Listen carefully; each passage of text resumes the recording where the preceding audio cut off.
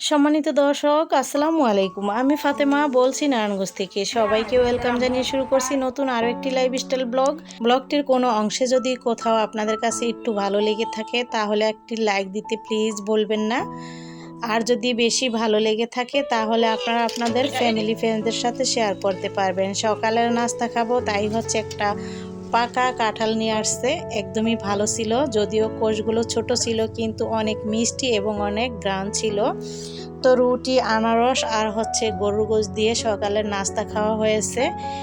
তারপর হচ্ছে দুপুরকার রান্না করব। তো পাখির রুমে যে দেখি এই যে ডিব্বাটা হচ্ছে রাতে ধুয়ে তারপর হচ্ছে এখানে শুকাতে দিয়েছিলাম। তো এখন আমি এখানে দুধ ঢেলে নিচ্ছি, এটা দুধের যে ডিব্বা সেটা। আর হলুদ মরিচও অনেকটা শেষ হয়ে গেছে, সেগুলোকে আমি ভরে নিব। তো এখন হচ্ছে আমি এই যে দুধটা ঢেলে নিয়ে জায়গায় রেখে দিচ্ছি। এখানে দুধ, কফি, চা পাতি, এইসব মশলাপাতি যা আছে সব আমি এখানে হাতের কাছে রেখে দিই। রান্না করার সময় এখান থেকে নিয়ে নিয়ে রান্না করি। আর এই যে হলুদ গুঁড়া, মরিচ গুঁড়া হচ্ছে আমি এইভাবে রাখি। তো এখানে হচ্ছে হলুদের গুঁড়া আমি দুইটাতে রাখবো, মরিচের গুঁড়া দুইটাতে রাখবো, একটাতে ধনিয়ার গুঁড়া আর মাঝখানেরটাতে ভাজা জিরা গুঁড়া রাখবো। তো জিরা গুঁড়াটা ওই সময় রাখিনি, একটু পরে রেখেছিলাম। তো এখন হচ্ছে আমি গরু গোশ রান্না করব আলু দিয়ে। এখানে আমি গরুর মাংস নিয়েছি, তারপর হচ্ছে ভাত ডাল বসিয়ে দিয়েছি, গরম মশলা তেজপাতা দিয়ে দিয়েছি। এখন আদা রসুন বাটা দিয়ে দিচ্ছি। এখানে আস্ত যে লাল আলু আছে সেগুলো দিয়ে দিলাম। এখন আমি বেশ কিছু পেঁয়াজ কুচি দিয়ে দিচ্ছি আর দিয়ে দিব হচ্ছে কাঁচামরিচ। আমি লাল মরিচের গুঁড়াটাও দিব, কাঁচামরিচ দেওয়ার কারণে অল্প করে দিব। আর দিয়ে দিলাম প্রথমে ধনিয়ার গুঁড়া, এখন দিয়ে দিব হলুদের গুঁড়া। যেহেতু আমি মাখিয়ে বসাবো এই জন্য আগে পরে কোনো সমস্যা নেই। তো এই তো হলুদ গুঁড়া দিলাম 1.5 চামচের মতো, 1 চামচ ধনিয়া গুঁড়া, 1/2 চামচ মরিচের গুঁড়া, স্বাদ মতো লবণ, তারপর সাদা তেল। এখন ভালো করে হাত দিয়ে মাখিয়ে নিব। গরম মশলা তেজপাতা তো আমি এখানে অলরেডি দিয়ে ফেলেছি সবার আগেই।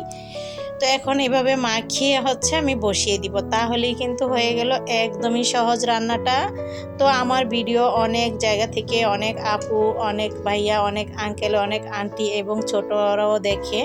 তো তাদেরকে অসংখ্য ধন্যবাদ। আর যারা বেসালাল ভাই বা নতুন রাঁধুনি যারা একটু ঝামেলা পছন্দ করেন না, শর্টকাটে রান্না করবেন, তাহলে এইভাবে সুন্দর করে বসিয়ে দিবেন। মাশাআল্লাহ, কোনো অংশের স্বাদ কম হবে না। তো এই যে মাংসটা বসিয়ে আমি হচ্ছে জিরা টেলে নিয়েছিলাম, ওই পাশে জিরা গুঁড়া করে আমি আর কি মশলা যে মশলাদানিটা সেখানে রাখবো। তো এখন দেখুন একটা পানি চলে আসতেছে আর ঢাকনা দিয়ে ডেকে আমি কষাতে থাকবো।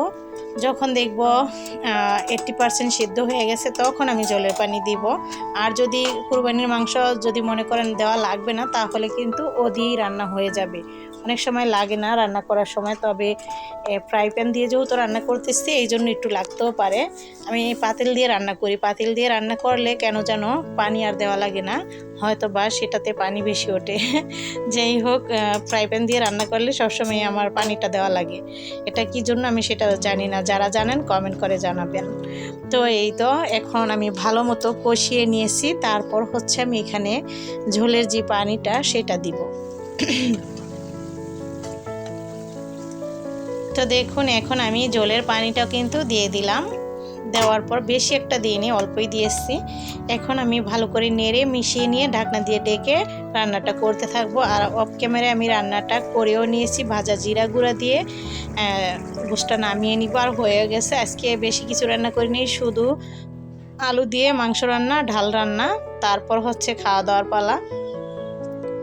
মেয়ে আর ছেলেরা কিন্তু খাওয়া দাওয়া করতে বসছে, আমি হচ্ছে সেই সময়টাতে নামাজে ছিলাম। তারপর হচ্ছে আপনার ভাইয়া খাওয়া দাওয়া করে তারপর চলে গেলাম। এইটা হচ্ছে ফলের দোকান, এখান থেকে কিছু ফল কিনে আমার আব্বা হচ্ছে অসুস্থ, তো তাকে দেখতে যাওয়ার জন্য আর কি চলে গেলাম আমার বাবার বাড়িতে। তো এখান থেকে আরও কিছু ফল হচ্ছে আমাদের বাসার জন্য আনছিলাম। তো যাওয়ার সময় আর কি দোকানে দিয়ে গেছি। বাসার জন্য হচ্ছে লিচু আর ওই পাশে তালের যে আঠিগুলা সেগুলো আর কি নেওয়া হয়েছে, লিচু আর তালের আঠি। আর এই তো এখন আমরা আমার বাবার বাসায় চলে যাচ্ছি, কাছেই, বেশি দূরে না। তো এই তো আপনাদের ভাইয়া এখন হাঁটতেছে, এতটুকু হাঁটতে হয় অল্প একটু। তারপর হচ্ছে এই তো বাসায় ঢুকলো। এখানে আবার বাসায় কাজ চলতেছে এই জন্য এলোমেলো আর কি। ছাদ ঢালাই দেওয়া হয়েছে, তো এই জন্য আর কি অগুছালো। তারপর আমি আবার বাসায় চলে আসলাম কথাবার্তা বলে। আমাকে অনেকে বলছিল থাকার জন্য, ভাবি আসছিল, তারপর আপা আসছিল, কিন্তু আমি চ্যানেলের কথা চিন্তা করে চলে আসলাম, বাবার বাড়িতে থাকলাম না।